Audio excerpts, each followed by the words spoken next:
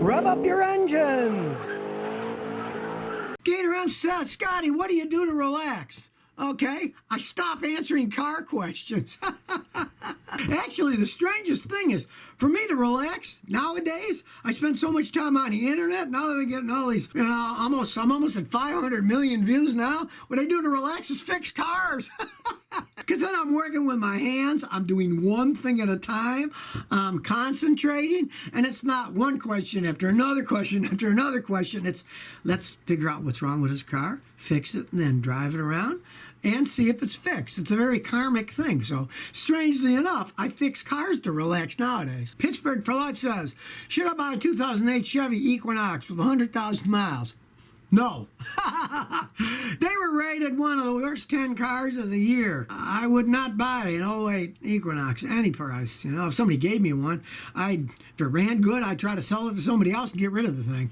Or if I had space and I just wanted something to lie around for a knock-around car, yeah, I'd drive around if I got it for free, but I sure as heck wouldn't buy one because my customers with them, two, a man and a woman, none of them ever bought one of those, and in the end, were ever happy with them. So don't, stay away from that. David says, Scotty bought a new Alfa Romeo Quadrifoglio SUV. It's half the price and better driving a fully loaded Porsche Cayenne. Will it cost more to maintain than the Porsche? Realize the Porsches are like practically the highest maintenance car in the world, aside from exotics like Lamborghini and Ferrari. It shouldn't be that bad, but let's face it, it's an Italian car. And they are fun to drive. And yes, they do handle well. But none of them ever held up over time. I've never seen an Italian car that held up over time. Parts on them are expensive. But, I mean, you paid half of what a Porsche costs. So you got half as much money to lose. And if you like it, take care of it. Who knows? But it is an SUV. I mean, you can't compare it in time to like an Acura or even better Lexus SUV that could run for 300,000 or 400,000 miles pretty much trouble-free. You will never get that out of an Italian car. Mario says, Scotty, is a 6th generation Camaro worth buying new? Not really.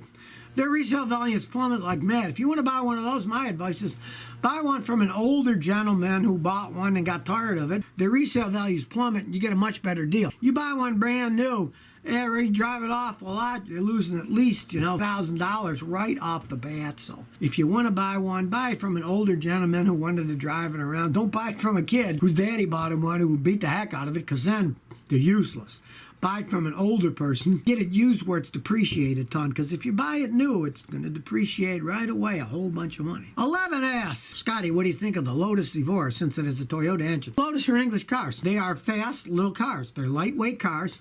They went for speed and maneuverability in a different way than a lot of companies did. They went small, they went lightweight, and they've almost always used other people's engines.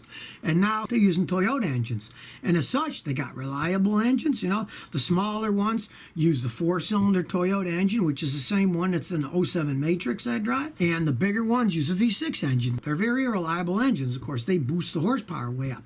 And they are fun to drive. Of course, realize they're Lotuses, so they cost a lot of money. They're not giving those things away. They're expensive vehicles. So if you're willing to pay that kind of money, the engines are reliable and they're fun to drive, but they're expensive. Just realize that. They're not something you're going to get cheap for a good one. Namico says, what do you think about Saab? When I was a kid in high school, my physics teacher, Mr. Philby, had a Saab Sonnet, and that was a 2-stroke engine. That thing, ying, ding, ding, ding, ding, ying, ding, ding, ding, had a little tank where it would mix the oil with the gas because it was 2-stroke. It was kind of an interesting car. Saab was always kind of an interesting company. It was the same company that made the Swedish fighter jets, and they had technology and stuff. But the company went bankrupt years ago because their parts cost too much, and they got into a technology war where they just were too high-tech, and they broke down all the time. And here in Houston, the dealerships were so crooked that one of them, Saab, actually took it over. They took the licensee away and said, you can't be a dealer anymore because